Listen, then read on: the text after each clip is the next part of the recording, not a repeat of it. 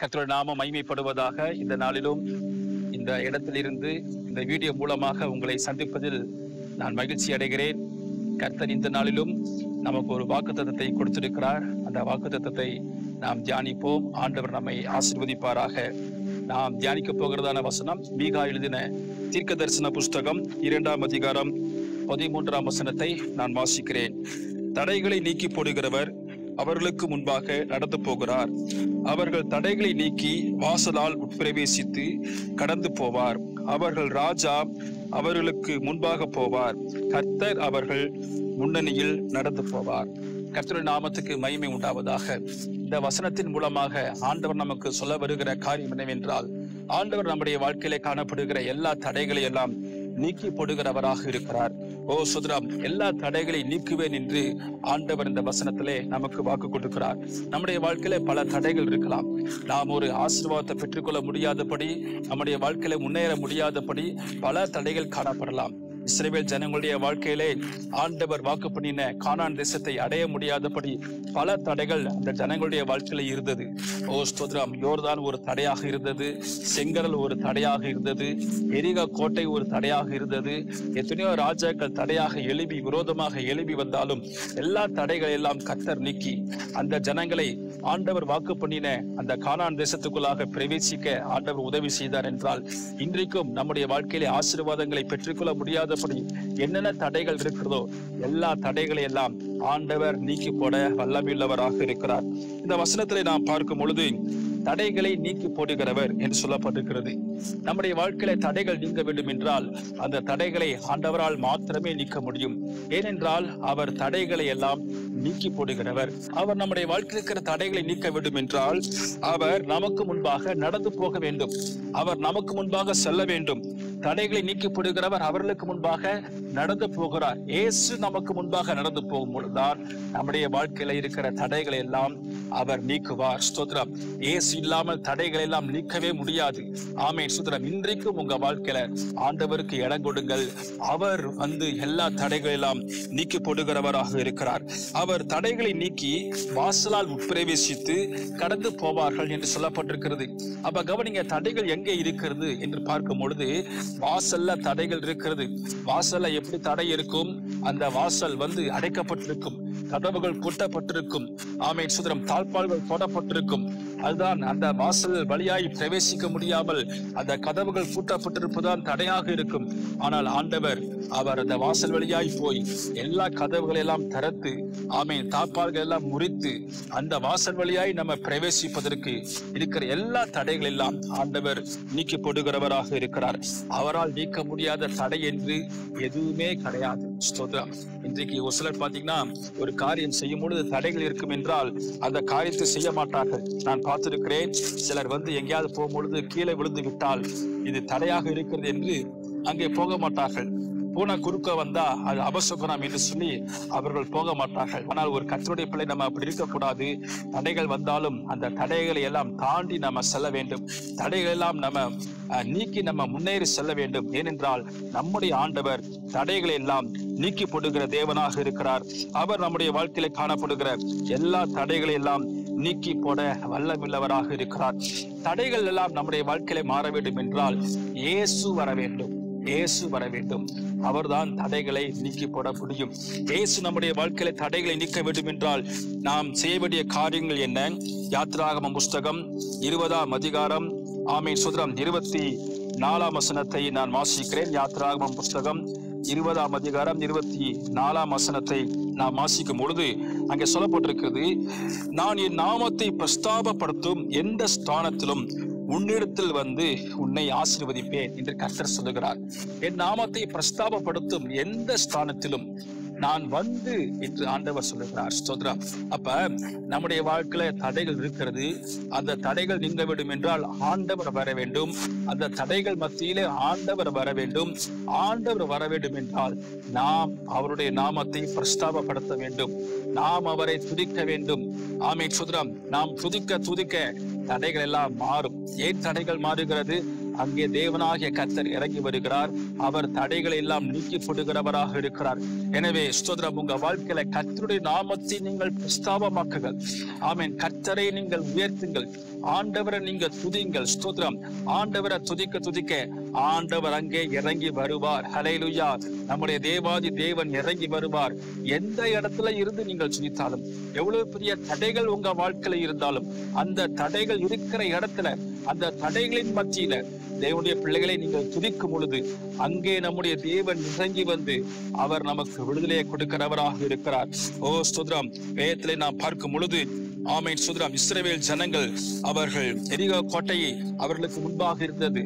எரிகோ கோட்டை அடைக்கப்பட்ட நிலைமையில இருந்தது. இஸ்ரவேல் ஜனங்கள் ஆர்ப்பரித்தார்கள். இஸ்ரவேல் ஜனங்கள் கர்த்தரை துதித்தார்கள். கர்த்தரை துதித்த பொழுது எரிகோ கோட்டைகள் எல்லாம் கீழே விழுந்தது.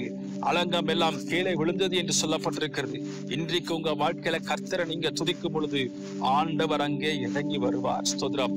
உங்க வாழ்க்கையில் நீங்கள் சிறையிருப்பில இருக்கலாம். ஓ ஸ்தோத்திரம். கை கால் விலங்குகள் எல்லாம் கட்டப்பட்ட நிலைமையில இருக்கலாம். பவுலும் சீலாவும் ராத்திரியிலே அவர்கள் கர்த்தரை துதித்து ஜெபம் பண்ணி பாடினார்கள் என்று சொல்லப்பட்டிருக்கிறது.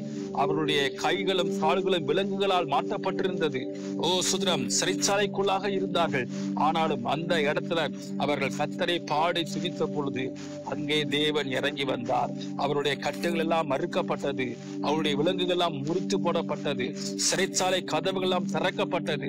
அஸ்திபாரங்கள் எல்லாம் அசைந்தது. ஆண்டவர் அவங்களுக்கு விடுதலை கொடுத்த ஆண்டவர். இன்றைக்கு நீங்க ஆண்டவரை துதிக்கும் பொழுது உங்க மத்தியில இறங்கி வந்து, நீங்க இருக்கிற இடத்துல இறங்கி வந்து உங்களுக்கு ஆண்டவர் சுகத்தை கொடுப்பார். உங்களுடைய வாழ்க்கை இருக்கிற தடைகள் எல்லாம் ஆண்டவர் நீக்கி போட வல்லமையுள்ளவராக இருக்கிறார். இரண்டாவதாக, நம்முடைய வாழ்க்கை இருக்கிற தடைகள் மாற வேண்டும் என்றால் ஆண்டவர் வர வேண்டும் என்று சொன்னேன்.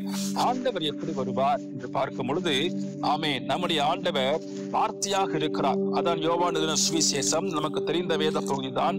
1ஆம் அதிகாரம் 1ஆம் வசனத்தை வாசிக்கும் பொழுது, ஆதியிலே வார்த்தை இருந்தது, அந்த வார்த்தை தேவனாய் இருந்தது, அந்த வார்த்தை தேவனிடத்தில் இருந்தது. வார்த்தை தேவனாக இருக்கிறது. எங்கே வார்த்தை இருக்கிறதோ அங்கே ஆண்டவர் இருக்கிறார். எங்கே வசனம் இருக்கிறதோ அங்கே ஆண்டவர் இருக்கிறார். ஸ்தோத்திரம். இன்றைக்கு உங்க வாழ்க்கையில் அநேக தடைகள் இருக்கலாம். ஆனால் தடைகள் மத்தியில நீங்க வார்த்தையை நீங்க பேச வேண்டும். தடைகள் மத்தியில வசனத்தை நீங்க பேச வேண்டும். வசனத்தை பேச பேச வார்த்தையாகிய தேவன் அங்கே வெளிப்படுகிறார். அவர் தடைகளை எல்லாம் நீக்கி போடுகிறவராக இருக்கிறார். அன்பான கர்த்தருடைய பிள்ளைகளே, ஓ சோதரம், இன்றைக்கு கர்த்தருடைய வார்த்தை உங்க வாயில இருக்க வேண்டும். மத்திய சுவிசேஷம் 4ஆம் அதிகாரம் 4ஆம் வசனம் சொல்லுகிறது, தேவனுடைய வாயிலிருந்து புறப்படுகிற ஒவ்வொரு வார்த்தையிலும் பிழைப்பான் என்று சொல்லப்பட்டிருக்கு. தேவனுடைய வார்த்தை எங்க இருக்கணும்? வாயில இருக்கணும். தேவனுடைய வசனம் எங்க இருக்கணும்? வாயில இருக்கணும். அப்படி வாயில அந்த வார்த்தை இருக்கும் பொழுதுதான் அந்த வார்த்தைக்கு வல்லமை உண்டு.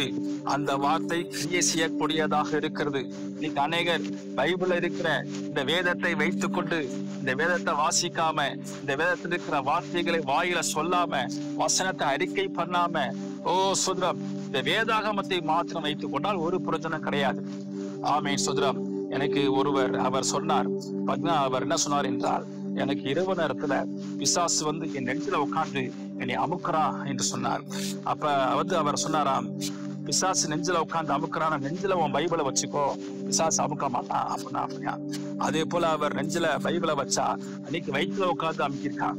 வயிற்றுல அடுத்த நாள் பைபிளை வச்சா காலில் உட்காந்து ஒரே அமுக்கி, காலையும் பைபிளை வச்சா கழுத்துல உட்காந்து ஒரே அமுக்கி. அப்ப கவனிங்க, பைபிளை வச்சாப்புல பிசாசு ஓட மாட்டான். பைபிளை வச்சாப்புல அதை கண்டு பிசாசு பயப்பட மாட்டான். ஆமென் சோதரன். இந்த வேதத்தில் இருக்கிற வார்த்தை உங்க வாயில இருக்கும் பொழுதுதான் அதை கண்டுதான் பிசாசு நடுங்குவார். அந்த வார்த்தை உங்க வாயில இருக்கும் பொழுதுதான் அதுல வல்லமை வெளிப்படும். இன்றைக்கு உங்க வாயில வார்த்தை வெளிப்பட வேண்டும். அல்லேலூயா. ஆமென். கர்த்தருடைய வசனம் உங்க வாயில இருந்து சொல்றீங்களா? அநேகர் முணு மனசுக்குள்ள பைபிளை வாசிப்பாங்க. நான் சொல்லுகிறேன், கர்த்தருடைய வார்த்தை உங்க வாயில இருக்கணும். கர்த்தருடைய வார்த்தையை சத்தமா வாசிங்க. கர்த்தருடைய வசனத்தை சத்தமா வாசிங்க. இந்த வார்த்தை உங்க வாயில இருக்கும் பொழுதுதான் அந்த வார்த்தை கிரியை செய்யக்கூடியதாக இருக்கிறது. தேவனுடைய வார்த்தையில வல்லமை உண்டு. எபிரேயர் 4ஆம் அதிகாரம் 12ஆம் வசனம் இவ்வாறாக சொல்லப்பட்டிருக்கிறது, தேவனுடைய வார்த்தையில வல்லமை உண்டு, தேவனுடைய வார்த்தையில ஜீவன் உண்டு. ஆமென் சோதரம். அந்த வார்த்தையாகிய தேவன், வார்த்தையின் மூலமாக அவரை நீங்க வெளிப்படுத்துங்க. ஓ சோதரம், வார்த்தையை சத்தமா நீங்க பேசுங்க. அன்பான கர்த்தருடைய பிள்ளைகளே, ஆமென். பைபிளை எடுத்து பைபிளை வாசிக்கிற சத்தமா வாசிக்கணும் ஒரு பக்கம், ஆனா உங்க உள்ளத்துல அந்த வசனம் இருக்கணுங்க. உங்க உள்ளத்துல கர்த்தருடைய வார்த்தை இருக்கணும். ஆமீன் சுதரம். அநேகருக்கு தெரிஞ்ச வசனம் என்னன்னா, நான் ஒரு சிலருக்கு கேட்டிருக்கேன், உங்களுக்கு தெரிஞ்ச வசனம் என்னன்னா 23ஆம் சங்கீதம், 91ஆம் சங்கீதம், 1ஆம் சங்கீதம், இதை தாண்டி வேற வசனங்கள் மனசுல பதிய வைக்கிறதே கிடையாது. ஒவ்வொரு நாளும் கர்த்தருடைய வார்த்தையை உங்க மனசுல பதிய வைங்க. அந்த வார்த்தையை நீங்க பலமுறை உங்க வாயினால அறிக்கை பண்ணுங்கள். ஆமேன் சுதரம். கர்த்தர் நமக்கு ஒவ்வொரு பிரச்சனைகளுக்கும் ஒவ்வொரு தடைகளுக்கும் நமக்கு வார்த்தையை கொடுத்திருக்கிறார். இல்லையா? ஆமேன் சுதரம். நீங்க உங்க வாழ்க்கையில வியாதி இருக்கு, அப்ப வியாதிக்கான ஒரு வார்த்தையை கர்த்தர் நமக்கு கொடுத்திருக்கிறார். ஆமேன் சுதரம். உங்க வாழ்க்கையில சில பிசாசின் போராட்டங்கள் இருக்கிறது, அதற்கென்று சில வசனங்களை வார்த்தைகளை கர்த்தர் கொடுத்திருக்கிறார். உங்க வீட்டுல குடும்பத்துல சமாதானம் இல்லை, சமாதானத்துக்கு ஏதுவான வார்த்தைகளை வசனங்களை கர்த்தர் கொடுத்திருக்கிறார். இன்னைக்கு பாருங்களேன், உங்களுக்கு எல்லாருடைய வீட்டுல பூட்டு இருக்கு. ஆமேன் சுதரம். ஒவ்வொரு பூட்டுக்கும் ஒவ்வொரு சாவி இருக்கு. ஒரே சாவியை வச்சு எல்லா பூட்டையும் திறக்க முடியாது. ஒவ்வொரு பூட்டுக்கும் ஒவ்வொரு சாவி இருக்கிறது. அது போல ஒவ்வொரு பிரச்சனைக்கும் கர்த்தர் அதற்கு ஏற்ற வசனங்களை வார்த்தையை கர்த்தர் வைச்சிருக்கிறார். அதை நீங்க ஆப்டா சொல்லணும், அந்த வார்த்தையை சரியா சொல்லணும். உங்க வாயினால அந்த வார்த்தையை கரெக்டா நீங்க அறிக்கை பண்ணணும். ஆமேன் சுதரம். நான் உங்களை பார்த்து கேட்கிறேன், உங்களுக்கு வியாதி வந்துருச்சு, என்ன பண்ணுவீங்க? என்ன பண்ணுவீங்க? கர்த்தரை மெய்ப்பராய் இருக்கிற நான் தாழ்ச்சி அடையேன் இதை சொன்னா உங்க வியாதி சுகமாகுமா? துன்மார்க்கருடைய ஆலோசனை நடாவாமலும் பாவிகளுடைய வழியில் நில்லாமலும் இந்த வசனத்தை சொன்னா உங்க வியாதி சுகமாகுமா? அப்போ உங்க வியாதி சுகமாகுவதற்கான வார்த்தை வசனம் உங்களுக்குள்ளாக இருக்கணும். அந்த வார்த்தையை உங்க வாயினால சொல்லும் பொழுதுதான் உங்களுக்கு சுகம் கிடைக்கும். அவருடைய தழும்புகளால் குணமானீர்கள். எய்த்துக்கு வர பண்ண வியாதிகள் ஒன்றையும் உனக்கு வர பண்ணேன். பாதை உன் கூடாரத்தை அணுகாது. அவர் தம்முடைய வசனத்தை அனுப்பி குணமாக்குகிறார். ஆமேன் சுதரம். இப்படி வியாதிகள் சுகமாவதற்கென்று ஆமேன் சுதரம் உன் சுகவாழ்வு சீக்கிரத்தில் துளிர்க்கும். இப்படி பல வசனங்கள் வியாதி சுகமாவதற்கென்று இருக்கிறது. அந்த தரவுகளை நீங்க பயன்படுத்தணும். உங்க வாயில அறிக்கை பண்ணணும். உங்க வீட்டுல அடிக்கடி சண்டை வருது, என்ன சொல்வீங்க? சமாதானத்தின் தேவன் சாத்தானை உங்கள் கால்களுக்கு கீழாக நசுக்கி போடுவார். அந்த வார்த்தையை திரும்ப திரும்ப சொல்லி பாருங்களேன். ஒரு ராக்காமான சந்தாராம் அந்த வார்த்தையில் இருக்கிற வல்லமை வெளிப்பட்டு உங்க குடும்பத்துல சமாதானத்தை அந்த வார்த்தை கொடுக்கும். ஆமேன். உன் அலங்கத்திற்குள்ளே சுகமும் உன் அரண்மனைகளுக்குள்ளே சமாதானமும் உண்டாவதா. இந்த வார்த்தைகளை நீங்க சொல்ல சொல்ல சொல்ல ஆமேன் சுதரம் உங்க வாழ்க்கையில் இருக்கிற தடைகளை எல்லாம் கர்த்தர் நீக்கி போடுகிறவராக இருக்கிறார். முதலாவது கர்த்தரை பிரிக்கும் பொழுது கர்த்தர் வருகிறார் என்று சொன்னேன். இரண்டாவது வார்த்தையை பேசும் பொழுது வார்த்தையாகிய தேவன் வெளிப்படுகிறார் என்று சொன்னேன். மூணாவதாக ஆமென், நம்முடைய வாழ்க்கையில் இருக்கிற தடைகள் மாற வேண்டும் என்றால் நமக்கு தேவை கர்த்தருடைய பிரசன்னம். யாத்திராகமம் 33ஆம் அதிகாரம் 14ஆம் வசனத்தில் ஆண்டவர் சொல்லியிருக்கிறார், என் சமூகம் உனக்கு முன்பாக செல்லும் என்று ஆண்டவர் சொல்லியிருக்கிறார். கர்த்தருடைய சமூகம் வரணும், தேவனுடைய பிரசன்னம் வரணும். அந்த பிரசன்னம் ஆமென் சுதரம். கர்த்தருடைய பிரசன்னம் என்றால் என்ன, தேவனுடைய சமூகம் என்றால் என்ன? அந்த பிரசன்னம் வரும் பொழுதுதான் உங்க வாழ்க்கை இருக்கிற தடைகள் எல்லாம் மாறுகிறது. 97ஆம் சங்கீதம் 5ஆம் வசனத்துல கர்த்தரின் பிரசன்னத்தினால் பர்வதங்கள் மெழுகு போல உருகிற்று என்று சொல்லப்பட்டிருக்கிறது. அப்ப இன்னைக்கு உங்க வாழ்க்கை இருக்கிற பல தடைகள் பர்வதங்கள் போல இருக்கலாம். அது எல்லாம் மெழுகு போல உருக வேண்டும் என்றால் நீங்கள் உங்களுக்கு தேவை கர்த்தருடைய பிரசன்னம், தேவனுடைய பிரசன்னம். கர்த்தருடைய பிள்ளைகளை, தேவ பிரசன்னத்துல எவ்வளவு நேரம் நீங்க அமருகிறீங்க? கர்த்தருடைய பிரசன்னத்துல எவ்வளவு நேரம் உட்கார்ந்து இருக்கிறீங்க? இன்னைக்கு அநேகர் கொஞ்சம் ஜெபக்குறிப்போடு போய் ஜெபம் பண்ணிட்டு அந்த ஜெபக்குறிப்போடு திருப்தி அடைஞ்சு வந்துடுறாங்க. இல்ல, உங்க வாழ்க்கை இருக்கிற தடைகள் மாறணும்னா கர்த்தருடைய பிரசன்னத்துல நீங்க உட்காரணும், தேவனுடைய பிரசன்னத்துல நீங்கள் அமரணும். அல்லேலூயா. ஓ சுதரம். இப்ப கவனிங்க, நீங்க தனிமையா இருக்கிறீங்க. அப்ப சில வெறுமைகள் உங்களுக்கு நீங்க உணர்வீர்கள். என் கூட யாரும் இல்லை, நான் தனிமையா இருக்கிறேன். சில பய உணர்வுகள் ஏற்படும்.